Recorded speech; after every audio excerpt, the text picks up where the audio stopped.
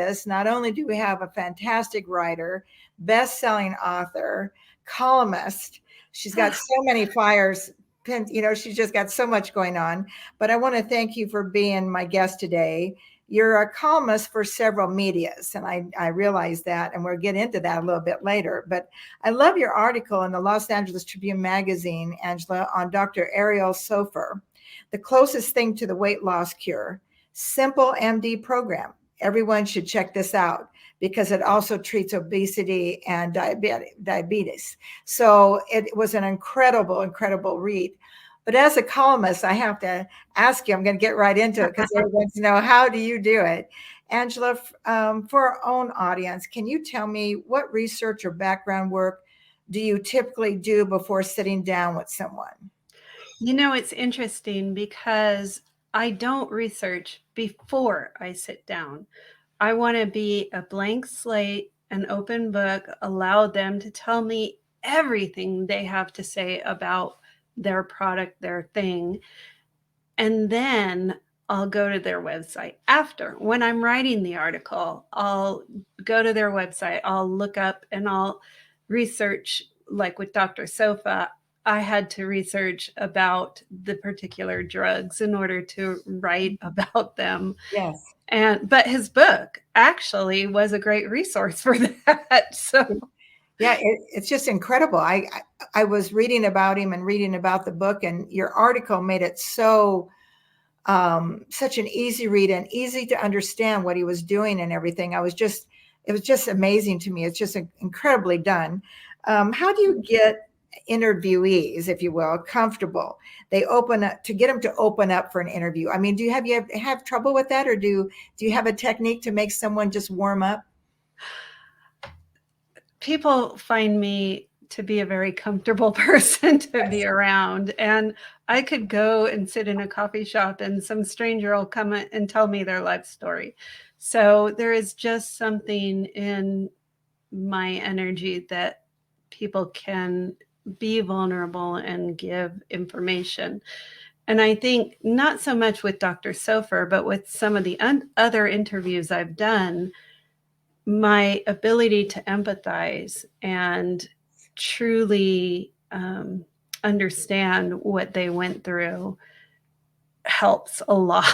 I know the first time we met, you're just that energy that you carry is more of a, like if you were just to open your palm and just say, you're safe here. And I felt that that's just surrounds you. I mean, everything's safe around you.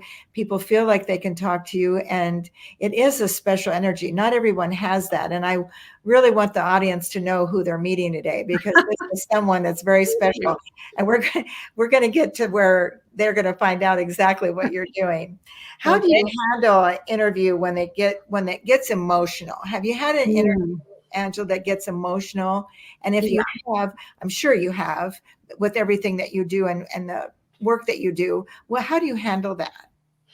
Well, one of the things that I teach is that emotions are nothing to be feared, that we need to allow our emotions. And so I will give the person space and I will say, hey, we can take this up again another day. We can do it in 5 minutes. Take the time you need and we'll come back to this, because sometimes things happen in our lives that are so traumatic that we can't speak about it without emotion. Right. And bringing my understanding, having gone through several traumas, my ability to understand that is also helpful, I believe. Well, let's jump in just a little ways there before. Well, maybe we'll finish this question first, Angela, because I do want people to know who you are, because it's just one of those times that you just feel like you just been given a gift. Well, today, audience, you're just getting a gift. As I finish with this question, what advice would you give someone who's going to be interviewed? I would say take a breath. Yes.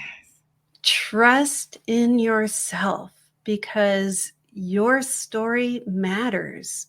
Yes. And if you can trust in yourself and bring your story to the world, there is someone who needs to hear your story. And so it's really about giving yourself grace and accepting that what you are trying to do is make life better. In a way, are you saying you're just letting the world in? They need to let the world in because it's Kind of, yeah. because they want to know you and they want to care. I think people relate if you, since we've been such good friends for a long time, we both talk to so many people.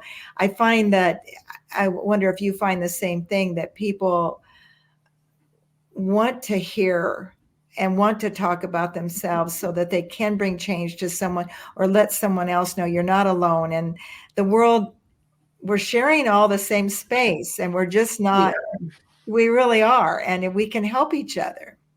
We can. And, you know, when you said let the world in, I just felt this contraction. I'm clairsentient, so I feel other people's feelings. And what I tapped into was there are many people who would fear letting the world in because they have not been safe. And the thing is, when you can speak your truth, when you can tell your story, it is actually safe. You make it safe. And I find with your stories that you've done, Angela, and the teaching you do, it also is of freedom. You all of a sudden you feel lighter. Yeah. You feel like you're not carrying this 100-pound weight on your back.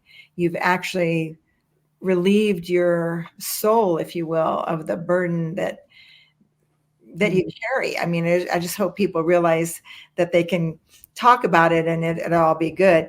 I have to say, so you do write for columnists. You're a columnist for a lot of media. What other media, where else do you write? Because people want to know, where can they find your writing? So primarily I write for the Los Angeles Tribune magazine as a columnist, and I try to get 2 articles a month to them, and working on my second one for this month. Okay, we're gonna have fun now. Now we're gonna have really fun. You are a best-selling author, and I'm gonna let you have the platform when I say, who is Bella Santini? I want to know who's Bella. You have to tell us who Bella is. Bella Santini is the main character of my children's series, the Bella Santini Chronicles.